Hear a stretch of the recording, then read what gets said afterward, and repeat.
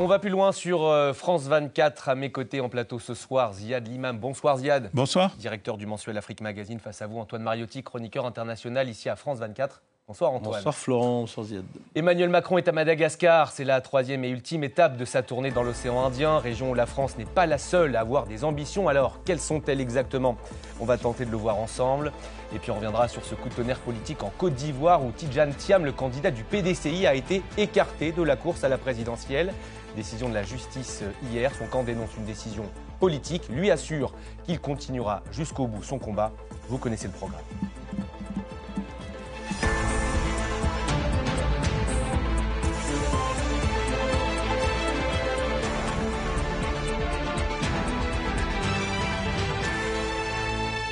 Allez, on débute On va plus loin avec la suite de la tournée d'Emmanuel Macron dans l'océan Indien. Après Mayotte et La Réunion, je vous le disais, le président français est désormais à Madagascar. Premier déplacement sur place d'un président français depuis Jacques Chirac, c'était en 2005. Hier, Emmanuel Macron a annoncé un renfort de 200 militaires français à La Réunion. L'occasion aussi d'affirmer une nouvelle fois les ambitions de la France dans la région. Et puis il y a aussi le cas des îles éparses, des îles françaises dont Madagascar demande la restitution depuis plus de 50 ans. Explication de nos confrères de France 2. Des atolls paradisiaques, quelques kilomètres carrés de terres inhabitées pour un vaste enjeu géostratégique. Les îles éparses appartiennent à la France, mais sont revendiquées par Madagascar depuis 1973. L'appartenance des îles éparses est une question d'identité nationale. Je demande solennellement et officiellement à Monsieur le Président de trouver une solution pour la gestion ou la restitution des îles éparses à Madagascar. 6 îles en tout autour de Madagascar qui augmentent de 6,3% la zone économique exclusive de la France, ses eaux maritimes. Un intérêt majeur que le président ne semblait pas vouloir délaisser en 2019. Nous sommes la deuxième puissance maritime au monde. Et nous n'avons pas su exploiter pleinement, géopolitiquement, ce trésor. Un paradis convoité aussi pour la richesse de sa biodiversité. Et je fais une petite rectification. François Hollande s'était rendu à Madagascar en 2016. La dernière visite, ce n'était donc pas celle de Jacques Chirac en 2015. Rectification faite. Ziad, évidemment, stratégiquement, la France n'a pas intérêt à restituer ses îles éparses à Madagascar. Ça en fait la France. Elle a le deuxième plus grand domaine maritime du monde avec ces îles. Elle a le deuxième plus... Enfin, ces îles, notre propre façade atlantique, les Caraïbes, la Nouvelle-Zélande, enfin je veux dire, il y a la Nouvelle-Calédonie, il y a quand même effectivement cet empire maritime français qui revient souvent dans la discussion comme étant une force, comme le dit le président lui-même dans une petite contrition diplomatique qu'on n'exploite pas très bien. Le cas des îles éparses est extrêmement intéressant parce que l'intérêt géostratégique des îles à une certaine époque avait beaucoup d'importance parce qu'une grande partie du trafic mondial passait de l'Asie vers l'Europe, faisait le contournement de l'Afrique et donc il fallait passer par ce canal du Mozambique et donc d'avoir des îles sous pavillon français, ça permettait de bien visualiser qui passait par là, ça permet effectivement d'avoir une zone économique maritime pour la France. Ça a un peu changé avec les problèmes de la mer Rouge, avec les problèmes avec la violence qui s'est installée sur le détroit de Bab el-Mandeb, les Houthis, les bombardements, etc. Et donc une partie de ce trafic qui s'était orienté vers la mer Rouge et vers le canal de Suez, vers l'Europe, maintenant, il retourne là-bas et donc stratégiquement, ça redevient de nouveau un point sensible. Il y avait aujourd'hui, le président Sisi était à Djibouti parce que pour les économies de la mer Rouge, en particulier l'Égypte, aussi Djibouti, c'est une catastrophe d'ampleur nationale. Donc, on voit bien que en France, on réagit beaucoup et on réfléchit beaucoup stratégie, mais moi, je suis assez épaté par le manque de messages, de fond. C'est-à-dire, on dit on est une puissance indo-pacifique, ok, mais qu'est-ce qu'on dit à ces gens? Qu'est-ce qu'on dit à Madagascar? Qu'est-ce qu'on dit aux Comores avec qui on a un contentieux colonial maintenant qui dure? Qu'est-ce qu'on dit? Quel est notre message? Comment on intègre la Réunion là-dedans? Quel est le message? Moi, je trouve qu'on a toujours en France cette manière de parler de ces territoires ultramarins, des ambitions pacifiques, des ambitions indo-pacifiques, des ambitions caraïbes, des ambitions ceci. Mais quel est le message aujourd'hui? Est-ce que la France est capable d'avoir un message concurrent à la Chine? Est-ce que la France même économiquement, est-ce qu'elle est capable d'avoir un message d'égalité par rapport à la Russie, diplomatiquement et militairement? Est-ce qu'elle est capable d'avoir un message même vis-à-vis de l'Inde? On oublie que l'Inde est la puissance culturelle de cet endroit. Vous allez dans ces îles, l'Inde est partout. Dans la langue, dans les migrations, elle est là. Donc qu'est-ce que nous, on donne, à part de faire des discours et de dire oui, puissance géostratégique, etc. Moi, je trouve qu'il y a quand même des impasses qui relèvent d'un débat très français. Sur cette absence de message, d'accord ou pas avec ce que nous dit Ziad? Oui, en tout cas en partie, parce que c'est ce qu'essaye, alors adroitement ou pas adroitement, et suffisamment ou pas, sans doute pas d'ailleurs, de faire Emmanuel Macron, en reparlant justement du développement sur place, en disant vous êtes un département comme d'autres, et il faut que ça change parce que ce n'était pas le cas jusqu'à présent. Pour autant, on voit bien que les efforts, par exemple, pour les terres agricoles à La Réunion, qui ont été fortement touchées par des crises climatiques récemment, n'ont pas du tout satisfait les agriculteurs parce qu'ils ont des difficultés gigantesques. Il y en a qui ne peuvent plus tout simplement se payer et gagner leur vie. Et donc, il y a un sentiment aussi d'être des Français, souvent des citoyens de seconde zone. Et ça, ce n'est pas encore réglé. C'est loin d'être réglé parce qu'il faudrait quelque chose d'extrêmement important, une sorte de plan Marshall finalement pour l'outre-mer. On en a beaucoup parlé pour Mayotte, bien sûr. Et c'est vrai qu'il y a beaucoup de puissances dans la région qui lorgnent un petit peu sur tout ça, qui font d'ailleurs pression pour que les autres fassent pression sur la France pour rétrocéder ces îles. Par exemple, vous avez l'Inde et la Chine, évidemment. Vous avez les États-Unis aussi, qui sont jamais très loin. Vous avez la Russie aussi, qui se fait un malin plaisir, évidemment, à jouer là-dedans. Donc c'est un véritable enjeu. Et oui, il y a une force considérable d'être le deuxième espace maritime mondial. C'est pas rien pour un pays d'une superficie moyenne de l'ouest de l'Europe. Pour autant, en effet, c'est pas suffisamment exploité. Alors, exploité de différentes manières. C'est militaire, c'est économique, c'est aussi la protection de la biodiversité, c'est scientifique, avec des recherches scientifiques, et ça compte. Donc, ça donne aussi un poids politique, un poids diplomatique, géopolitique, qui n'est pas rien. Ça ne permet pas pour autant de peser comme une puissance majeure dans l'Indo-Pacifique, contrairement au rêve un peu d'Emmanuel Macron, que l'on peut comprendre, ou en tout cas, on peut essayer d'avoir des grands discours pour, au final, avoir un petit quelque chose. Les déclarations, en tout cas, sont très volontaristes. Oui, bien sûr. Après, il faut voir sur l'espace concret. Quand on a l'Inde et la Chine dans cette région, c'est compliqué de rivaliser avec les... vous voyez, on parle des îles éparses, par exemple. C'est 7 km² de terres émergées. C'est rien du tout. Et en même temps, ça compte, parce que vous parliez tout à l'heure de l'espace maritime français. 27% de l'espace maritime français est dans cette zone, si vous voulez, un peu de l'océan Indien. Donc ça compte. Mais parfois, vous avez une île qui fait 1 km², qui vous donne droit à 280 000 km² de zone économique exclusive. Et ça, c'est énorme. C'est l'île de Tromelin qui est revendiquée non pas par les Comores ou par Madagascar, mais par Maurice cette fois-ci, vous voyez. Et puis, il y a aussi le fait que les Anglais ont recédé les îles Chagos aussi. Donc, la comète coloniale, elle est toujours là. C'est très compliqué pour nous d'avoir un discours sur ces régions sans intégrer cette dimension post-coloniale de manière assez franche et sincère.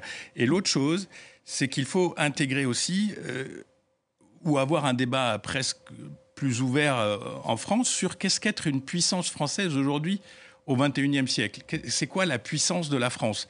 Ça reste la 6e économie mondiale, il faut pas non plus se flageller, mais en termes de projection économique, en termes de projection militaire, en termes de projection diplomatique, quel rôle on peut avoir avec cet empire maritime, avec la présence du drapeau aux 4 coins du monde ou presque? Comment on peut gérer cette puissance en dehors des discours un petit peu... ça peut être motivant, mais c'est des discours aussi un peu faciles. Je prends le cas de l'Inde, par exemple. La France s'est beaucoup rapprochée de l'Inde. Donc c'est une politique qui a été faite pas à pas, probablement. On a vendu des avions, on a créé une relation spéciale, en s'asseyant aussi sur un certain nombre de principes de droits de l'homme, etc., comme ailleurs. Mais voilà, je pense que ça, c'est un vrai débat. Je voyais aujourd'hui, ceci n'ayant rien à voir avec cela, la couverture du quotidien français Le Monde sur la Chine est devenue le centre du monde automobile. On ne l'a pas vu venir, ça. La Chine qui est copiée par les constructeurs européens. Oui, c'est-à-dire, voilà. Donc, on découvre, pour des puissances intermédiaires comme la France, qui ont eu un grand rôle dans l'histoire, c'est comme l'Angleterre, ils ont eu un grand rôle dans l'histoire, comment on se repositionne dans le monde moderne pour exister à la fois dans un territoire qu'on revendique culturellement et historiquement et des liens dans les régions où ils sont, et en même temps tenir compte de nos limites actuelles aujourd'hui. C'est un peu ce qui s'est passé, pardon, je coupe Florent, mais en Afrique aussi, où on a eu du mal à se réinventer, à se retrouver un nouveau discours, de nouvelles relations. Alors, il n'y a pas que ça qui pose problème dans ces zones-là, évidemment, mais c'est vrai que le fait de se renouveler, de voir une France finalement du 21e siècle, on a parfois du mal un peu à cette transition-là, même si il y a l'aspect colonial qui est très important, même si là-bas, il n'y a pas un rejet comme peut y avoir dans certains pays africains envers la France, mais si Mayotte a eu un référendum d'ailleurs en 74 et a décidé de rester vers la France, donc ça ne plaît pas aux Comores qui ne l'ont jamais accepté, mais c'est un fait aussi. C'est aussi cette région Indo-Pacifique, un théâtre d'affrontement à distance entre les États-Unis et la Chine, il faut le voir comme ça aussi ? C'est clair. Encore une fois, je crois que vous avez passé une carte tout à l'heure. On va peut-être la revoir à l'écran. Je l'ai vu passer. Il y a tout le dynamisme de l'Asie et de la Chine en particulier, tout le commerce qui va vers l'Est, et donc soit il monte par le canal, soit il descend par le contournement de l'Afrique. Donc clairement, aujourd'hui, une puissance comme l'Amérique ne peut pas, malgré sa tentative de se barricader derrière son Make America Great Again, ne peut pas ne pas s'intéresser à ça. Mais je veux dire, on n'a pas invité le Mozambique, on met pas le Mozambique, par exemple, dans la discussion sur l'océan Indien, et pourtant, ils sont centrales. On met pas la Tanzanie dans la discussion sur l'océan Indien, et pourtant, ils sont centrales. Donc, c'est pour ça que je dis, on fonctionne sur des modes qui ne sont pas forcément adaptés à la réalité de ce qui se passe dans le cas-là de cette région. Je vous disais aussi que l'Inde, c'est probablement une des communautés migrantes la plus importante dans cette région. Donc les gens le président va pas à l'île Maurice, je crois, demain pour ce qui était samedi, mais bon, voilà, un autre cas extrêmement intéressant d'un pays qui a une histoire française, qui a une histoire anglaise, qui a une histoire métisse, qui a une histoire créole, qui a une histoire indienne. Est-ce qu'on est adapté pour avoir un vrai discours de partenariat avec ces nations métisses qui sont un peu du Nouveau Monde ? On a évoqué les ambitions des uns et des autres. Est-ce qu'à terme, on peut s'imaginer que ça devienne une région de conflit direct, de confrontation directe ? On vit dans un monde où tout est possible. Donc moi, je ne mettrai pas ma main à couper que non et que ça n'arrivera jamais, parce qu'on voit bien qu'on va de surprise en surprise chaque jour. On n'en est pas là à ce stade. Maintenant, tout peut évoluer. Et vous voyez, par exemple, sur ce conflit sur les îles Éparses, qui est donc avec Madagascar, il y a un dialogue, alors qui ne va pas assez vite aux yeux des Malgaches, qui n'ira sans doute pas entièrement en leur faveur, d'ailleurs, pour toutes les raisons qu'on a évoquées, l'importance que ça peut avoir pour la France. Il faut quand même rappeler que ce sont des petites îles éparpillées, d'ailleurs, et qui sont 7 km² à peine, je le disais tout à l'heure. Mais bon, je n'irai pas jusqu'à dire qu'il peut y avoir un conflit. Et sur Madagascar, donc, j'avais perdu le fil de ma réflexion, il y a quand même un dialogue. Et d'ailleurs, aujourd'hui, il y a une commission franco-malgache qui s'était réunie une première fois en 2019, qui ne s'était pas réunie depuis, et qui va se réunir en juin à Paris cette fois, alors que ça avait été à Madagascar, pour avancer. Alors, ce ne sera peut-être pas une rétrocession on parle peut-être de cogestion. Peut-être une cogestion sur certains aspects, parce qu'il y a des questions de sécurité dans cette région-là aussi. Donc, il faudra voir ce que ça donne, ou est-ce que c'est un peu diplomatique, on veut bien faire encore une réunion de commission qui ne s'était pas vue depuis 6 ans, sans qu'il y ait de finalité, c'est aussi une possibilité. Un dernier mot avant de passer à la suite, la Côte d'Ivoire ? Je ne sais pas, pourquoi on est dans les îles Éparses ? Je veux dire, qu'est-ce qu'on fait dans le canal du Mozambique ? Encore une fois, je trouve que ça, c'est des vraies discussions. Pourquoi Qu'est-ce qu'on fait dans le sens où on aurait dû se retirer ? Non, c'est quoi notre légitimité France de dire ces 4 îlots-là, c'est chez moi, il y a mon drapeau. Il y a probablement une histoire. Ça, c'est le fruit de l'histoire. Oui, mais aujourd'hui, est-ce qu'on peut se mettre du côté des Malgaches qui sont dans leur zone et qui disent, excusez-moi, mais vous êtes un peu chez nous quand même. Et le fruit de l'histoire coloniale, est-ce que c'est aujourd'hui une histoire moderne ou est-ce qu'on s'accroche à des choses qui sont héritées d'un temps très difficile aussi pour les pays qui l'ont vécu ? Mais comme il y a des enjeux militaires, géopolitiques, diplomatiques, économiques, scientifiques, à régler. C'était ma petite minute courage. naïve. Voilà, on n'en est pas à bout de ce dossier. On finira avec votre interrogation, Ziad. Notre second dossier de la soirée, il nous emmène en Côte d'Ivoire, où la justice a pris hier une décision qui n'est pas passée inaperçue. La radiation de Tidjane Thiam de la liste électorale pour la présidentielle d'octobre. Son parti, le PDCI, part d'une décision politique. Il appelle ses partisans à manifester devant les tribunaux du pays. L'intéressé, lui, Tidjane Thiam, annonce qu'il ne renoncera pas à sa candidature. Je vous propose d'écouter son avocat sur France 24. Nous, pour l'heure, il n'est pas question de dire que le président Tidjane Thiam est apatride, parce qu'il est ivoirien. Il est ivoirien. Dans tous les débats que nous avons eus hier avec les conseils des requérants, à aucun moment, ils n'ont dit que le président Tidjane Thiam n'est pas ivoirien. Ils ont même dit qu'ils ne contestent pas sa nationalité ivoirienne, mais ils disent simplement qu'au moment où il s'inscrivait sur la liste électorale en 2022, il n'était pas ivoirien. Vous venez d'entendre l'avocat du PDCI, le parti donc de Tidjane Thiam. Antoine, il est donc écarté de la présidentielle. Il y avait un peu de flou hier, mais vous avez eu un membre de la commission électorale indépendante. Expliquez-nous tout. Oui, parce qu'on nous dit que le tribunal finalement d'Abidjan a radié des listes électorales Tidjane Thiam. Et alors, en fait, il a ordonné sa radiation. Donc on joue sur les mots, mais c'est-à-dire qu'officiellement, il n'est pas encore radié, mais concrètement, il va l'être et il n'y a aucun suspense là-dessus. Parce qu'il n'y a pas de recours. Le tribunal, il n'y a pas de recours. Le tribunal, la loi ne prévoit pas de recours dans ce genre de cas. Et le tribunal a donc pris sa décision. Il doit désormais la signifier à la commission électorale indépendante. Ça devrait être fait dans les jours qui viennent. Ça n'a pas encore été fait à ce stade. Donc probablement d'ici la fin de la semaine ou tout début de semaine prochaine.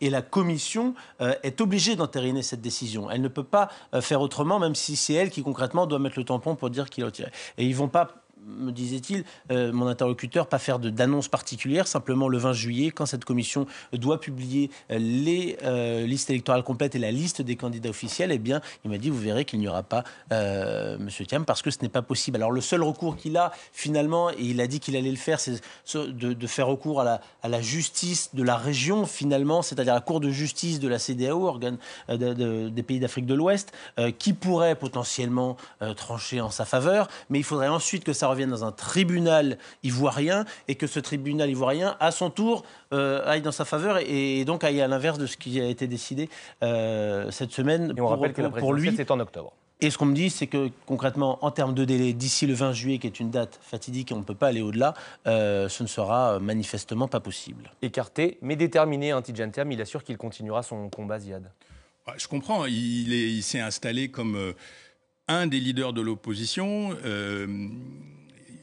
C'est une affaire compliquée qui arrive à un moment compliqué dans l'histoire de la Côte d'Ivoire, qui arrive dans une séquence où on a un pays qui s'est relevé quand même à partir de 2011 de manière assez spectaculaire, que ce soit sur le plan économique, que ce soit sur le plan du développement, que ce soit même sur le plan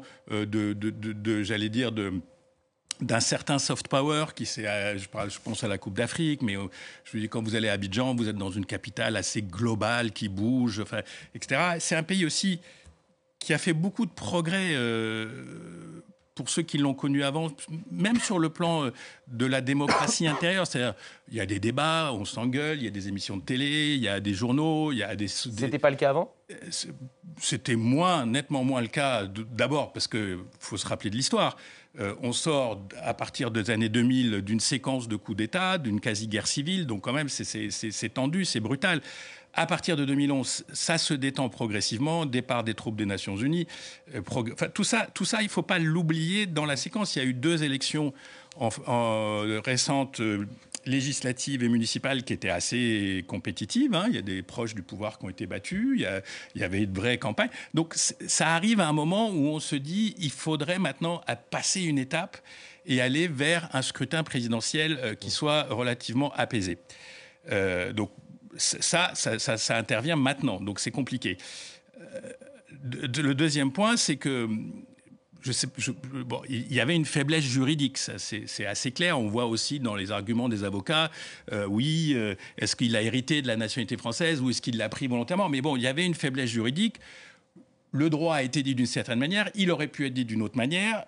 Qui est responsable ? Moi, je ne veux pas rentrer trop dans les manipulations de l'État, pas de l'État. Ce que je vois, c'est que Tidjane Thiam, dont on se posait la question quand même de son audience nationale, Parce que, encore une fois, il n'y a pas que Abidjan, il n'y a pas que notre plateau de télé, il n'y a pas que ces circuits-là. Il y a un grand pays du nord au sud, de l'est à l'ouest. Il n'avait pas de très bonnes relations. Le PDCI n'a pas de bonnes relations avec Laurent Gbagbo. Il était au début du chemin. On était au début du chemin, donc on se pose la question de son audience. C'est clair que... Il avait fait quelques meetings déjà. Oui, il y a des meetings. Il a gagné les élections au sein du PDCI de manière éclatante. Il a un parcours personnel dont on ne peut pas discuter. Donc là-dessus, il n'y a pas de discussion. Mais est-ce qu'il était en voie d'être réellement une option tout de suite? Je me pose la question. Et ce que je ressens, c'est qu'une décision comme ça ne peut que le renforcer finalement. Et ça, c'est un souci. Après, il y a une inconnue majeure. C'est-à-dire, qu'est-ce que va faire le parti au pouvoir? Qu'est-ce que va faire le président Alassane Ouattara? Le RHDP. Oui, le RHDP. Donc le Congrès a été repoussé. Tout le monde pense que le président va se représenter. Moi, je ne suis pas dans le secret des dieux. Je ne sais pas ce qu'il va faire. Est-ce qu'il va se représenter? Est-ce qu'il va pousser un autre candidat? Est-ce qu'il va se passer quelque chose chez eux aussi?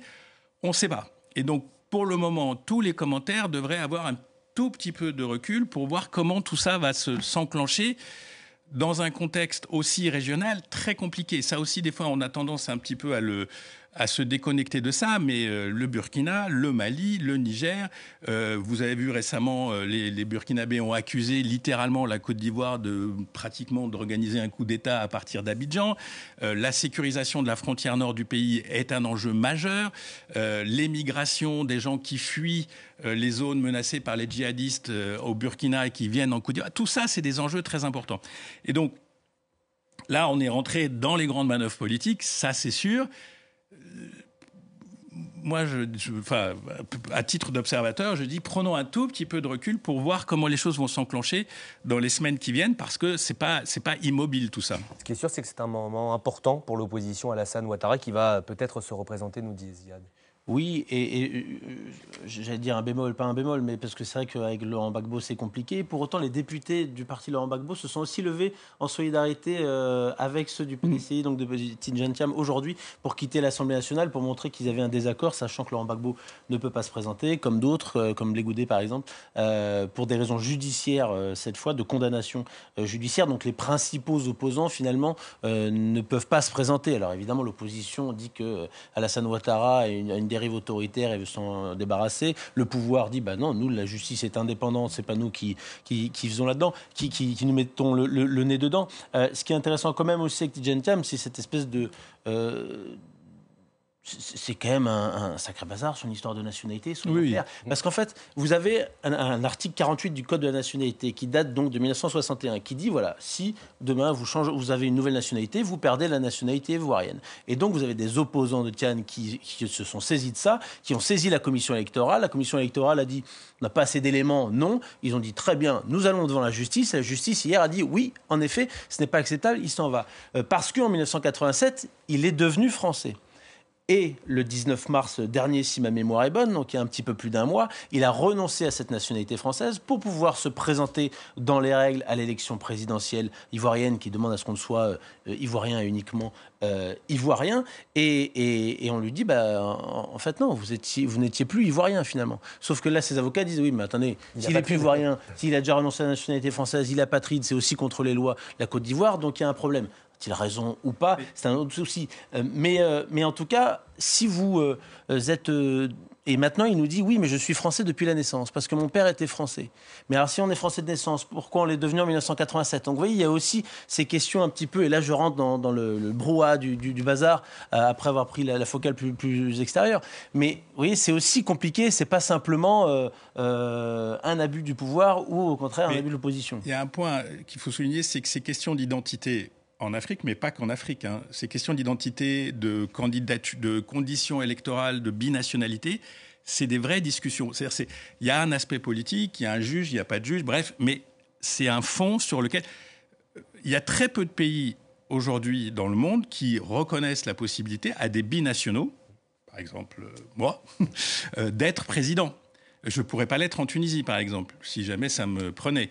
Je pourrais l'être en France. Le Premier ministre britannique peut avoir la nationalité. Mais dans beaucoup de pays d'Afrique, la question de l'identité et de la nationalité est encore un point extrêmement sensible. Et en particulier, il y a un regard pas sévère, mais méfiant aussi pour ces binationaux afro-européens, afro-américains, afro-occidentaux qui vivent ailleurs, etc., et qui reviennent en Afrique. Moi, je le vis. Enfin, je veux dire, je le ressens très bien. Donc, ces questions-là ne sont pas totalement accessoires. Je rappelle aussi que Alassane Ouattara en a été victime et que les gens du PDCI qui aujourd'hui peuvent éventuellement se plaindre de la situation, ce sont eux qui aussi avaient organisé la mise à l'écart d'Alassane Ouattara parce que, soi-disant, il était d'une nationalité douteuse. Donc on voit bien que tout ça n'est pas... ça peut être politique, mais qu'il y a aussi, il y a aussi un fond et que ça demande de la modernisation. Ça demande que ces process se modernisent. On parlait de la France et de ses territoires coloniaux. L'Afrique, elle est au XXIe siècle. Il peut y avoir de la binationalité. Ça peut faire bouger les lignes, cette affaire ? Il faut qu'on sorte de ces histoires parce que on est comme dans un temps du passé qui doit évoluer. Et juste pour conclure, parce que je vois qu'on est presque... Il nous reste une minute. Voilà, je rappelle qu'au mois d'octobre, il y a 3 grosses élections.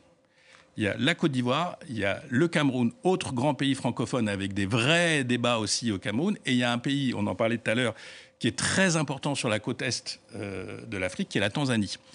Et là, on va voir si... Là, on rentre dans les grandes manœuvres. On va voir si dans ces 3 pays, on progresse d'une manière ou d'une autre vers plus de pluralisme, vers plus d'ouverture, ou au contraire, on est dans le cercle fermé. Des dossiers que vous allez suivre, on l'imagine, Afrique Magazine. Merci beaucoup Ziad, merci beaucoup Antoine d'avoir participé à ce On va plus loin. On marque une courte pause, 4 minutes, et un nouveau journal arrive en direct sur France 24. Vous restez là.